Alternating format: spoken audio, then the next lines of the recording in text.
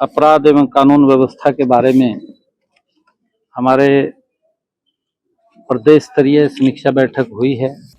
हरियाणा के मुख्यमंत्री नायब सैनी ने आज पंचकुला की पुलिस लाइन में अपराध और कानून व्यवस्था को लेकर समीक्षा बैठक की। मीटिंग में डीजीपी शत्रुजीत कपूर के अलावा आईजी रैंक के पुलिस अधिकारी भी शामिल हुए। यहाँ राज्य में अवैध रूप से रह रहे रोहिंग्या और बांग्लादेशियों का मुद्दा उठाया गया। नायब सैनी ने कहा, हर जिले में ऐसे लोगों को चिन्हित कर इनके कागज जांचे जाएं और इनकी एक लिस्ट तैयार करवाई जाए ताकि हरियाणा से इनको वापस भेजा जाए। साथ ही बजट सेशन में अवैध इमिग्रेशन को लेकर कानून लाया जाएगा। इसके जरिए जमीन बेचकर विदेश जाने वालों को ठगने वालों पर लगाम कसेगी। नूंह में कानून व्यवस्था को बेहतर रखने के लिए हरियाणा पुलिस एक बटालियन स्थापित करेगी। नूंह में इसके लिए जमीन आवंटन को लेकर एसपी और डीसी को एक रिपोर्ट देने के लिए कहा है। किसी निर्दोष व्यक्ति के साथ नाइंसाफी नहीं होनी चाहिए। अच्छा काम करने वाले पुलिस अधिकारियों और कर्मचारियों को प्रोत्साहित किया जाएगा और लापरवाही बरतने वालों पर कार्रवाई भी होगी। हरियाणा में अपराध दर और साइबर अपराध में पिछले साल के साथ मुख्यमंत्री सीएम नायब सैनी ने क्या कहा, आइए सुनवाते हैं आपको। अपराध एवं कानून व्यवस्था के बारे में हमारे प्रदेश स्तरीय समीक्षा बैठक हुई है और सभी पुलिस अधीक्षकों और अन्य वरिष्ठ पुलिस के अधिकारियों को अपराध तथा अपराधियों को विरुद्ध कड़ी कार्रवाई करने के आदेश वो दिए गए हैं। मैंने यह भी कहा है कि किसी भी निर्दोष व्यक्ति के साथ नाइंसाफी नहीं होनी चाहिए, जिससे कि राज्य में पूरी तरह से अमन चैन कायम रहे। मैंने यह भी संदेश दिया है कि अच्छा काम करने वाले अधिकारियों को प्रोत्साहित किया जाएगा और काम में कोताही बरतने वाले के खिलाफ भी सख्त कार्रवाई होगी।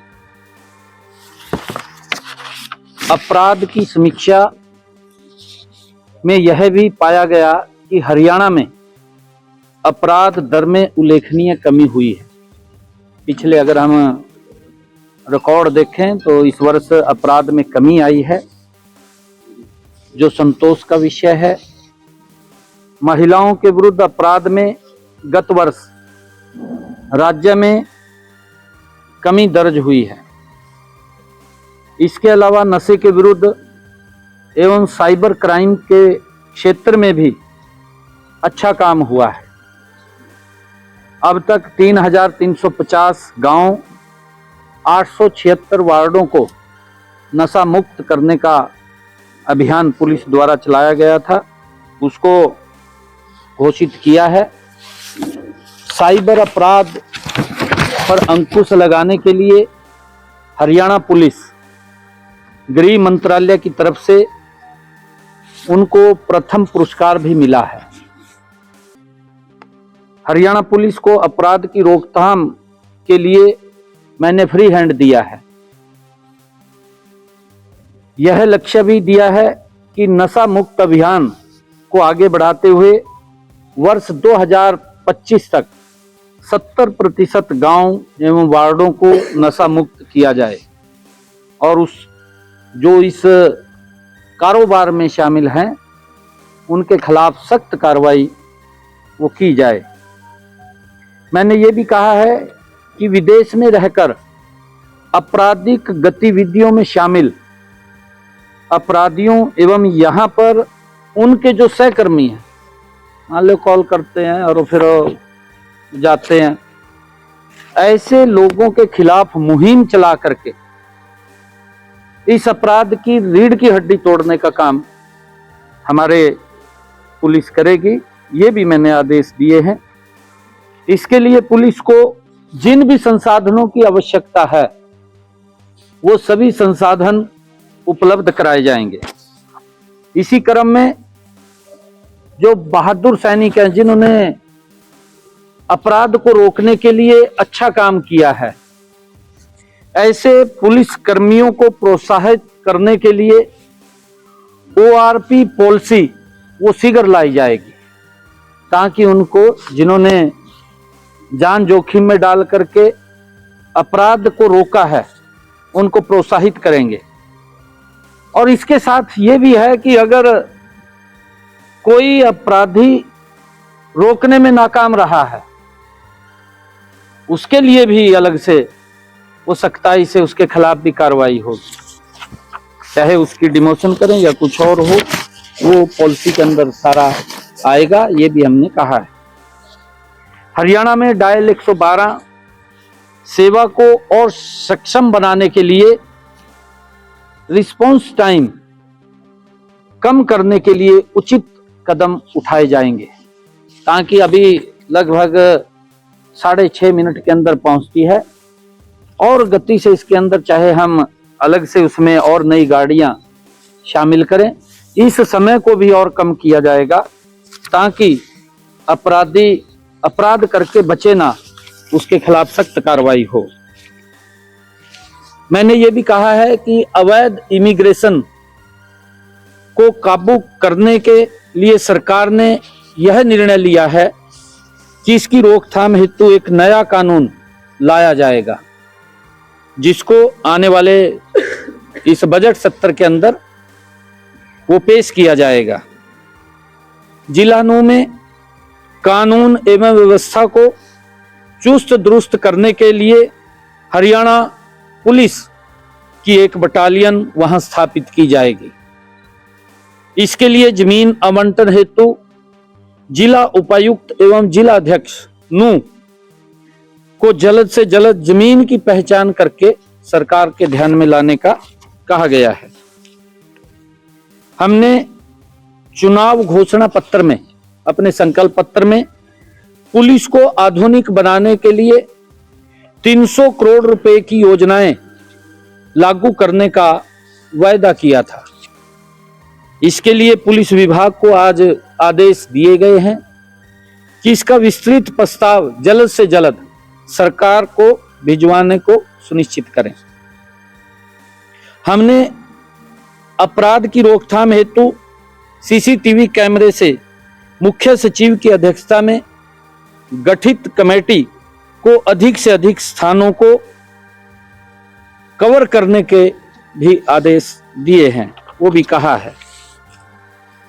और हरियाणा में क्योंकि क्राइम और कम हो, जिस गति से कम हुआ है इसके अंदर और कमी आए, जो आपराधिक प्रवृत्ति के लोग हैं उनके खिलाफ सख्त कार्रवाई करते हुए उसके ऊपर नकेल कसी जाए।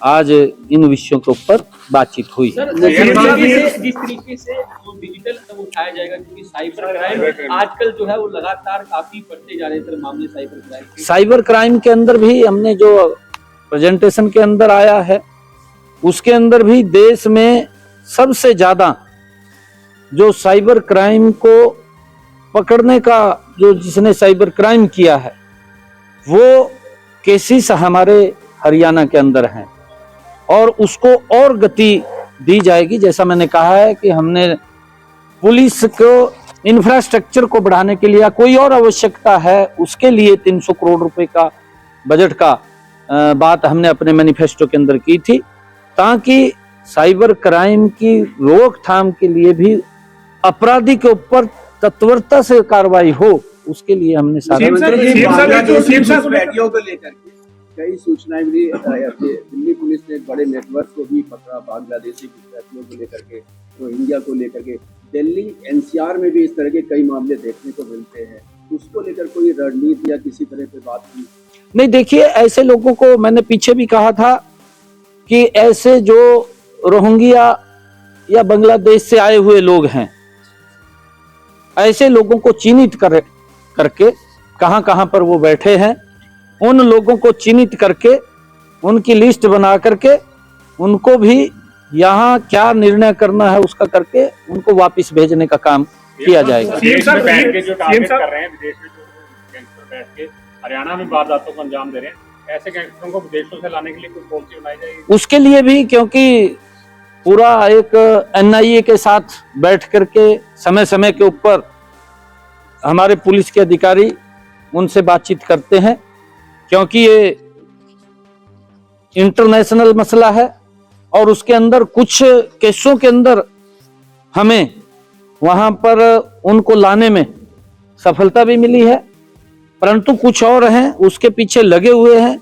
हमने कहा है कि जो अपराधी हैं बाहर से बैठ करके जो इस प्रकार का सिस्टम को चलाते हैं, उनके जो गुर्गे हैं जो यहाँ पर बैठे हैं, एक अभियान चला करके ऐसे लोगों को, इन आपराधिक गतिविधियों में संलिप्त लोगों को समाप्त करने का काम, उसकी कमर तोड़ने का काम ये हमारी पुलिस करेगी। और उसके लिए मैंने कहा है कि पुलिस को जिस भी संसाधन की आवश्यकता है वो उपलब्ध कराया जाएगा। सीएम साहब, आप पिछले दिनों देश के गृह मंत्री अमित शाह जी से मिले थे। 3 जो आपराधिक कानून लागू हुए हैं जुलाई 2024 से, उनको हरियाणा में पूरे तरीके से कब तक इम्प्लीमेंट कर लिया जाएगा, या फिर कर रहे हैं तो उसमें किसी तरीके की कोई चुनौती तो नहीं है आज पुलिस के सारे हमले के साथ? नहीं, उसके ऊपर भी चर्चा हुई है और उसको भी हम गति से आगे बढ़ रहे हैं। जल्दी ही इस पूरे प्रदेश के अंदर जो हमारे 3 लॉज आए हैं, भारत पिनल कोड, उसके तहत हमारी हरियाणा वो राज्य बनेगा। जल्दी ही हम उसके तरफ पहुंच गए हैं और लगभग 28 फरवरी तक हम इसको पूर्ण कर लेंगे। और 28 फरवरी के बाद कभी भी कोई कार्यक्रम होगा तो उसको हम ऑर्गेनाइज करेंगे।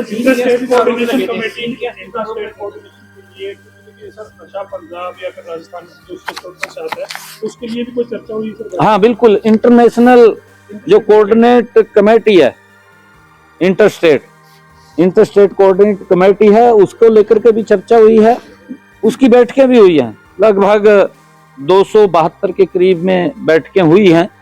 और हमने कहा है कि इसको समय समय के ऊपर एक बड़ी बैठक का भी ऑर्गेनाइज होनी चाहिए, क्योंकि उसके अंदर सीएम स्तर के जो राज्यों के हमारे मुख्यमंत्री हैं वो भी उसके अंदर शामिल हों, और अलग अलग जहां जहां पर भी वो बैठक रखनी है उसके ऊपर चर्चा विचार करके, ताकि इस नशे के ऊपर काबू पाया जा सके। और ऐसे लोग, हमने ये भी कहा है कि नशा जहां से चलता है, जहां तक पहुंचता है और बीच में जहां वो रुकता है, वो सब को चिन्हित करके उसके खिलाफ सख्त कार्रवाई करें, ताकि युवाओं को इस बढ़ती हुई प्रवृत्ति से रोका जा सके, उनको बचाया जा सके। सीएम साहब, कल अरविंद केजरीवाल दिल्ली में जाट आरक्षण की बात कर रहे थे, आज उन पर पूर्वांचलियों का अपमान करने को लेकर के आरोप लगाया। किस तरीके से देख रहे हैं केजरीवाल के इन बयानों को चुनावी माहौल? देखिए, क्योंकि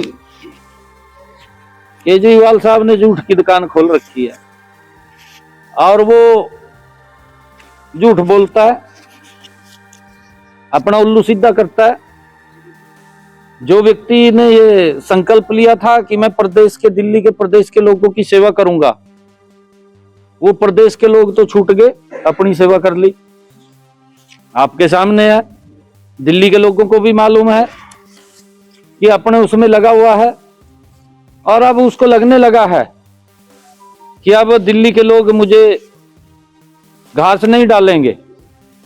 अब वो कभी कांग्रेस की तरफ देखता है जिसको गालियां देता था, उसकी तरफ देख रहा है कि मैं शायद उसके साथ मिलकर के कहीं ना कहीं दोबारा फिर सत्ता के अंदर आ जाऊं। परंतु जिस प्रकार का उनका शासनकाल रहा है, जो उन्होंने वायदे किए थे, एक भी वादे के ऊपर वो पूरा नहीं उतरा और उल्टा लोगों को प्रताड़ित किया। झूठे वायदे करके लोगों का वोट लेने का उसने काम किया।